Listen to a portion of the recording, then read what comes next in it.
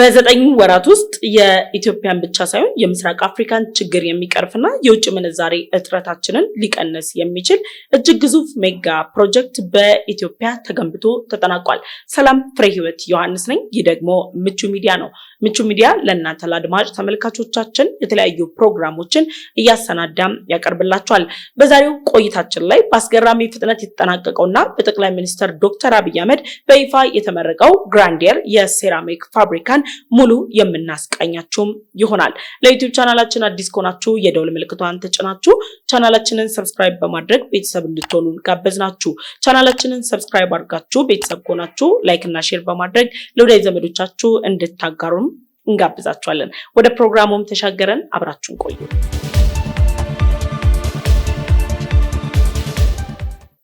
በከፍተኛ ፍጥነት በኢኮኖሚ፣ በፖለቲካ፣ በዲፕሎማሲ እንዲሁም ደግሞ በማህበራዊ ጉዳዮች ፈጣን እድገት እያስመዘገበች ያለችው ኢትዮጵያ ታምርት በሚል ፕሮግራም ውስጥ የተለያዩ ግዙፍ ሜጋ ፕሮጀክቶችን ጀምራ በፍጥነት እያጠናቀቀች ትገኛለች።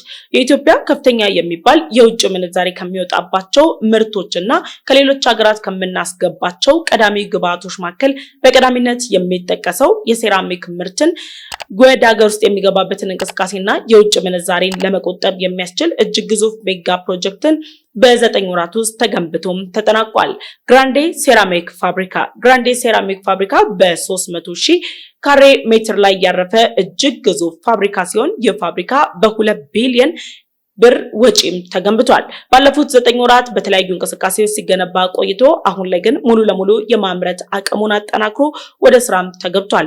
ግራንዴ ሴራሚክ ፋብሪካ ኢትዮጵያ ከሌሎች ሀገራት ስታስገባቸው የነበሩ የሴራሚክ ጥሬ ዕቃዎችን በሀገር ውስጥ በማስቀረት 80% በላይ የሚሆነውን ጥሬ ዕቃ ከሀገር ውስጥ በመጠቀም 20% ብቻ ከሌሎች በማስገባት የሴራሚክ የማምረት ስራውን ጀምሯል። በከፍተኛ ፍጥነት እያደጉ የሚገኙ የኢትዮጵያ ከተሞች የተለያዩ ህንፃ ግንባታዎች ግዙፍ ሜጋ ፕሮጀክቶች በሙሉ የሴራሚክ ምርትን በስፋት ይጠቀማሉ። ታዲያ እነዚህ የሴራሚክ ምርቶችን ከሌሎች ሀገራት ከማስገባትን በተጨማሪ ግራንዴ ሴራሚክ ፋብሪካ 60 በ60 ሳንቲሜትር የሆኑ እጅግ ዘመናዊ ጥራታቸውን የጠበቁ የሴራሚክ ምርቶችን በማምረት ጭምር ለገበያተኞችም ያቀርብ ነው። ታዲያ ይህ ገበያ በኢትዮጵያ ብቻ የሚቀር ሳይሆን ወደ ሌሎች ሀገራትም የሚላክ እንደሆነም ምንጮች ይገልጻሉ።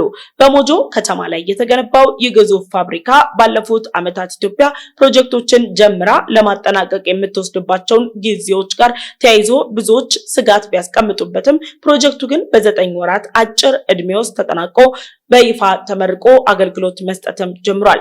ግራንዴ ሴራሚክ ፋብሪካ የሚያመርታቸው የሴራሚክ ምርቶች አሁን ላይ 60 በ60 ሳንቲሜትር ቢሆንም በቀጣይ ግን ሌሎች የሴራሚክ መጠኖችንም በማሳደግ ጭምር የማምረት አቅሙን አሳድጎ በዓለም አቀፍ ገበያ ላይ ተወዳዳሪ የሆኑ የሴራሚክ ምርቶችንም እንደሚያመርት ጭምር ተገልጿል። ጠቅላይ ሚኒስትሩ በይፋ ተገኝተው ያስመረቁት የፋብሪካ ታዲያ ኢትዮጵያ በኢትዮጵያ ታምርት ፕሮግራምም ያከናወነችው ግዙፍ ሜጋ ፕሮጀክትም ነው።